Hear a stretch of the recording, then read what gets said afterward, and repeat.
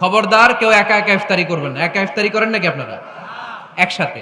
আল্লাহর হাবিব সাল্লাল্লাহু আলাইহি ওয়াসাল্লাম বললেন, কেউ যদি কাউকে ইফতারি খাওয়ায়, যিনি খাওয়ালো উনি রোজা রেখে যেই সওয়াব, খাওয়ানোর কারণে ওই সওয়াব।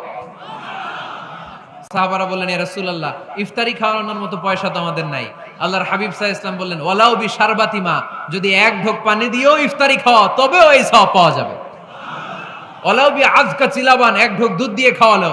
ওয়ালাউ বিতামরা, একটা খেজুর দিয়ে ইফতারি করালো, এই সওয়াব। সুবহানাল্লাহ পড়েন। দুই ভাই ইফতারি করতে বসছেন, আপনার প্লেট থেকে একটা পেঁয়াজু আপনার ভাইয়ের প্লেটে দিলেন, আপনার ভাই একটা খেজুর আপনার প্লেটে দিল, দুইজন দুইজনের ইফতারি খাওয়ানোর সওয়াব হয়ে গেছে। সুবহানাল্লাহ কইতে পারলেন না? পারবেন? পারবেন সবাই? একসাথে খাবেন না আলাদা? আল্লাহর হাবিব সাল্লাল্লাহু আলাইহি ওয়াসাল্লাম খেতে বসলে কখনো খাবারের বদনাম করতেন না। সহিহ বুখারীর হাদিস, মা আবা রাসূলুল্লাহ সাল্লাল্লাহু আলাইহি ওয়াসাল্লাম তাআমান কত্তু, কখনো খাবারের বদনাম করেন নাই। এই 63 বছরের জীবনে কখনো না, একবারও না। ইনিশতাহাহু আকালাহু, ভাল লাগলে খাইতেন, বেশি বেশি খাইতেন।